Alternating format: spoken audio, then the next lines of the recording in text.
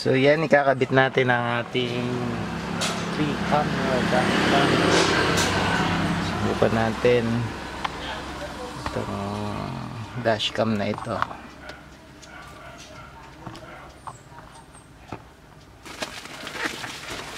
Ayan na. Hop. Pangalan niya Car DVR.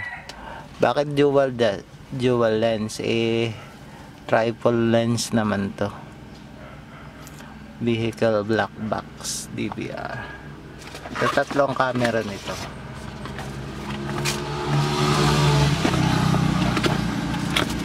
Ito yun. So ito na buksan na natin, kaya ganito na ang salansan niya, magulo. Pero nabuksan na natin to. Maayos ang pagkakalagay nito. So ito yun. Kasi ito yung cellular camera. Doon. Saan maganda natin nilalagay. So yan ha, salyado pa yan. So tanggalin na natin. Ay, panghuli na yan. Sige, tanggalin na natin. Tinanggal na natin yung mga plastic cover ng camera.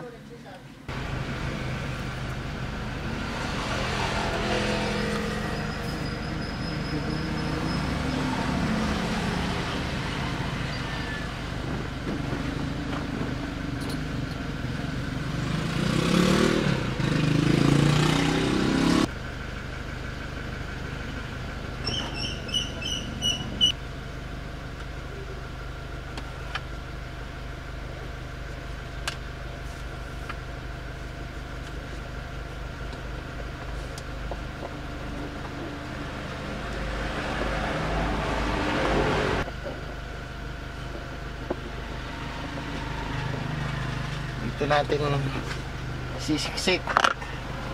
Yan. Ganito natin yan. Mamaya sisiksik natin yan dyan para hindi makita yung wiring.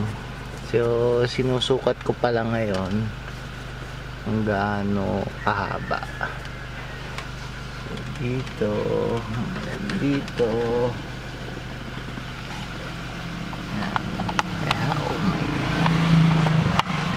Hirap nang walang cameraman. Yan. Dito. Mas pa muna dyan. Hanggang. Tingnan natin kung aabot. Dito. Siyempre, tataan natin yung sa ilalim. Oh gosh, yeah. Ito lang. Okay, sakto siya mga kaibigan.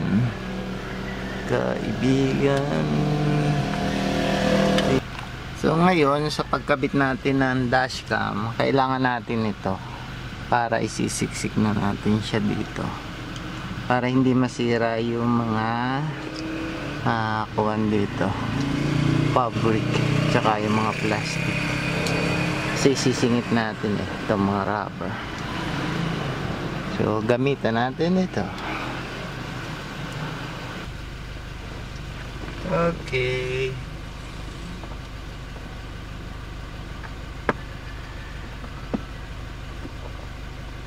Sisingit lang natin dito.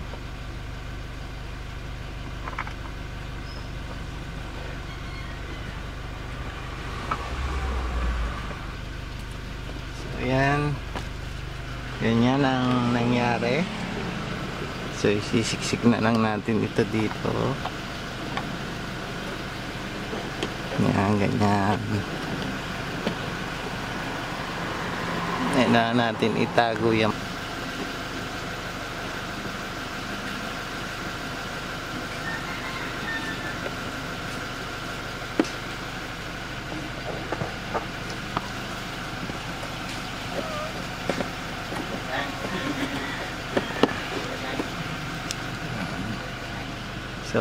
hindi halata, di ba?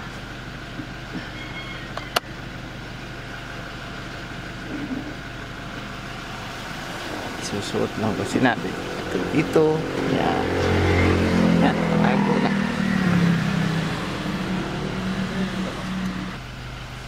sa rear camera. Ito. Yung wires niya. Ito kasi pag yan sa reverse, hindi na natin kapit yung sa reverse. Magkuha na lang tayo.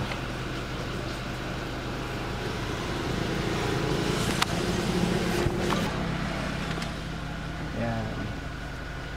Hindi natin kukunin. Same din process na sa kabila. Sisingit lang din natin sa pamamagitan nito pang suksok natin.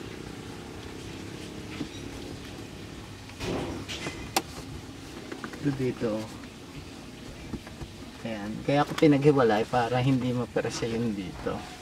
Kung pareho sila na doon, di mapersa.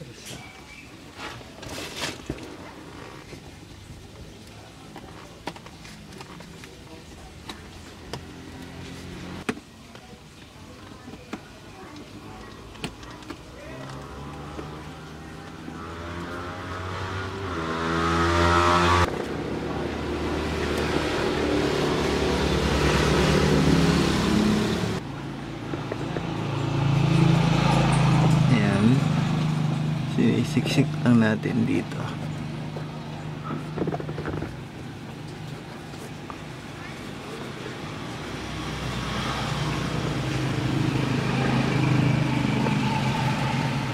Siyempre, ginagamitan natin ito.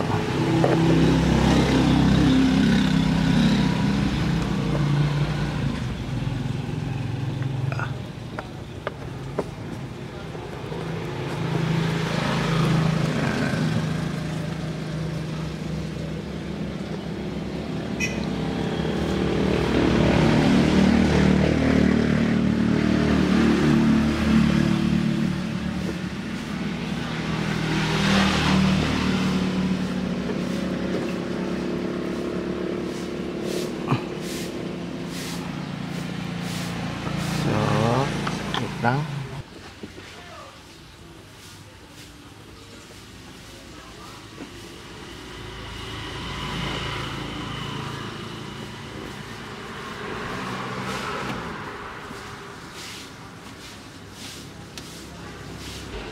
Sorry mga kaibigan.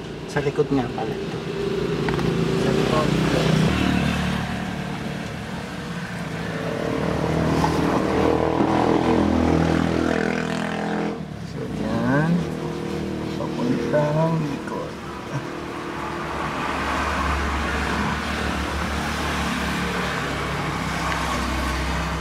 Dali lang naman siyang isigit.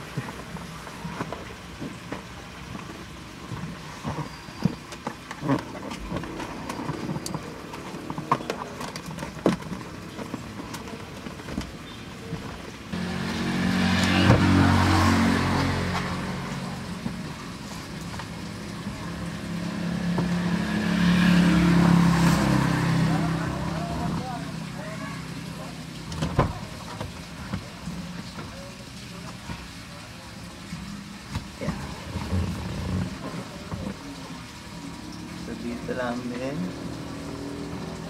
Padaanin natin.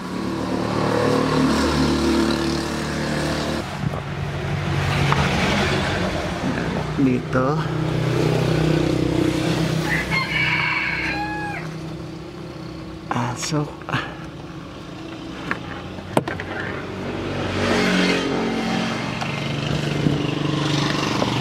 So napakahaba ng wire.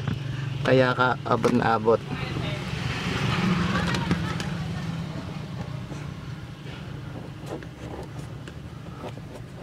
Hindi nabibitin.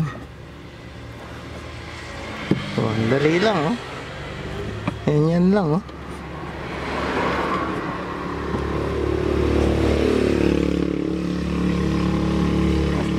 Itago natin yung wire oh.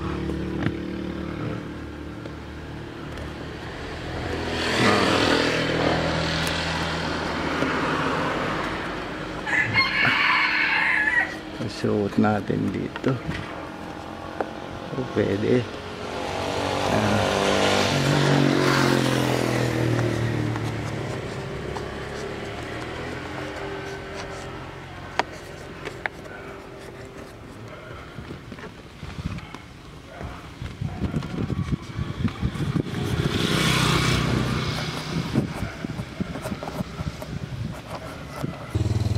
So ipasok na lang natin maigi to para hindi kumawang.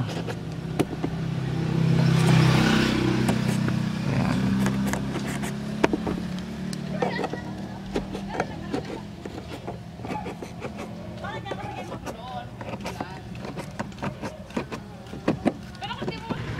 So itong pula ay kinakabit sa reverse light para pag nag-reverse automatic makikita doon.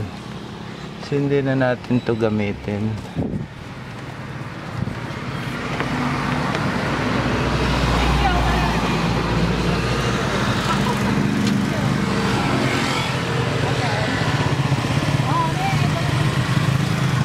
So ito yung sa reverse camera natin. Ayan.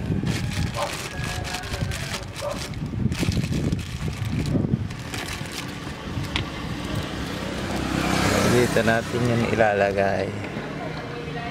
Ayan. Nakasaksak doon.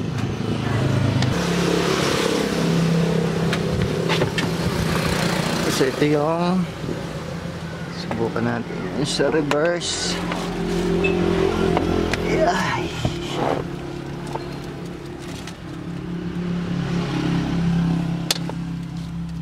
So didikit na lang din natin siya dito. Dito pala siya maganda. Ayun. So ngayon ang ating dashcam na kinabit ay nasa cigarette socket to. Ngayon naka-off ang sasakyan, so naka-off din, automatic nag-off itong sa dashcam. Yung pag turn on natin, automatic magto-turn on din yan, then mag-start ng recording. So ino natin yung sasakyan. Yan. So nag-on ang dashcam automatic. So start na natin to para hindi makuha yung battery. Madali. So yan. Automatic power on. Naka-auto power on, then auto na rin yung recording. Automatic magre-record na siya.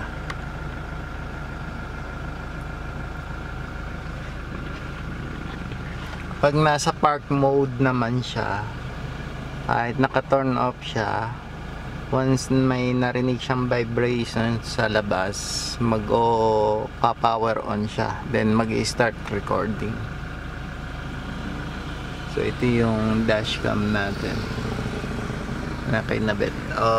DVR recorder lang yan, kaya pinili ko yan, maliit lang yung screen para lang sa record. So hindi ko siya ginagawang reverse guide pag na-atras siya. So sinusubukan natin. So malinaw naman siya, nakikita yung plate number ng mga sasakyan. So ito yung mga na-record. So legit na 128 gigabytes kaya niya, tinatanggap niya. So pwede kang mag-record talaga ng gamit ang 128 micro SD gigabytes na micro SD. So ito yung setup niya. Ngayon kung gusto mo makita lang yung halimbawa ito yung palabas naman, gusto mo lang makita yung yan, ito yung sa loob ng sasakyan.